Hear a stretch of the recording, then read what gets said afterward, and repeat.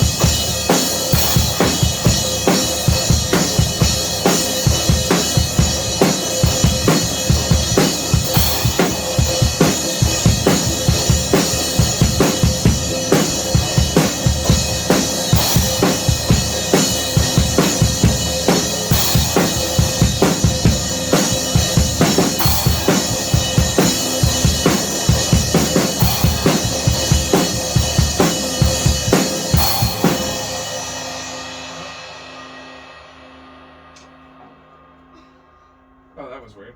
Wait, that's all right. Yeah, it just jumped into satellite. Is that the next song? No.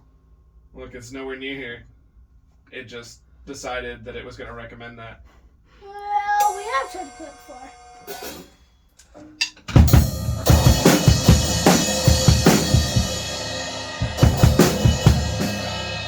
Our phones sure are good listeners. They know what we like. Yes. Okay, so before we jump into anything else, what are some observations that you'd like to make? What are some things that you really like? What are some things that you think you could do better?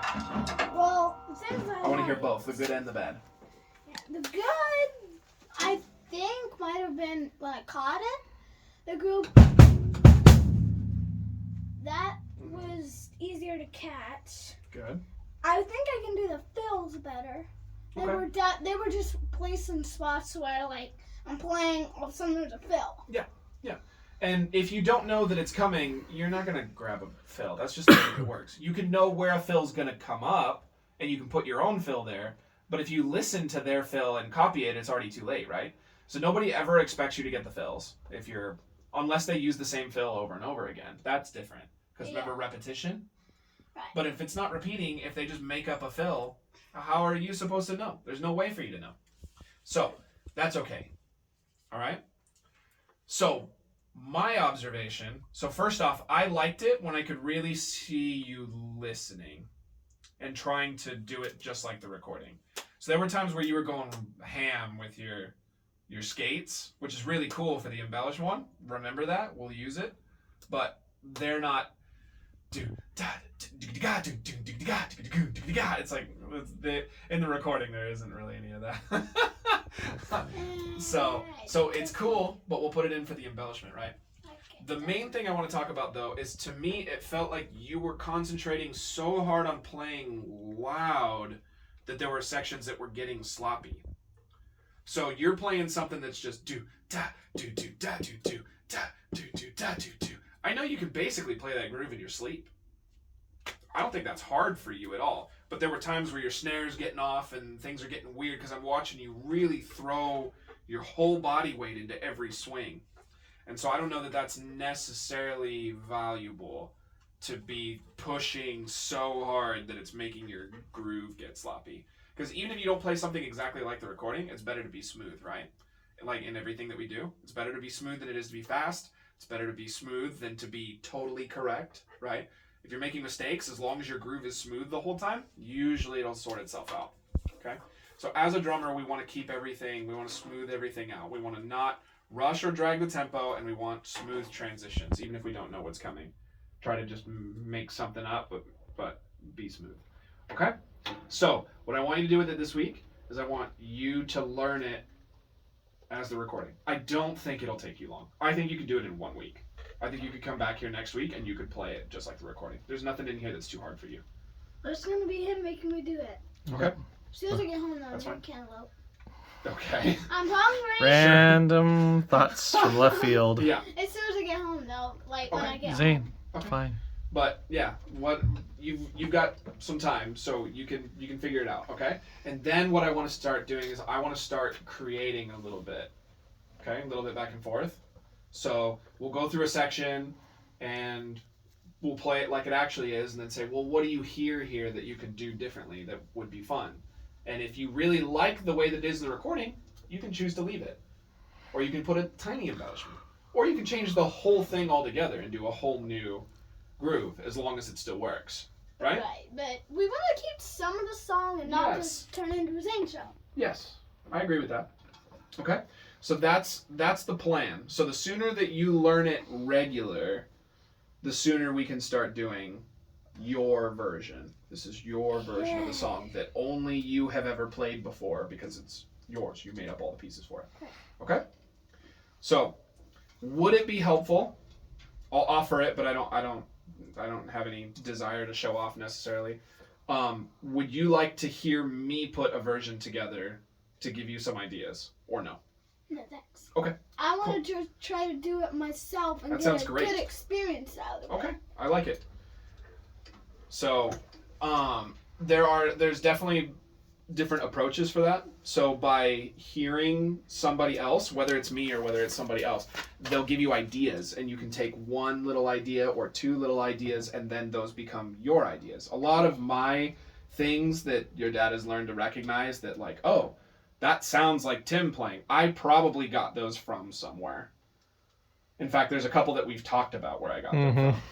So there's this fill that this Japanese chick does that I really liked, and I heard it like the day before a recording session, and so I came in and I used it on the session. Yep. And I was like, oh, this is cool, I can do this, and I used it in the session. I was like, yeah, I like that. And he was like, oh, I saw that video. I'm like, oh, cool. Like, darn. So stealing ideas like that is just part of how music works. Right. But I also value your intent for it to be all original. So to get no ideas from me and just come up with all stuff all by yourself. Even if you've played the ideas before.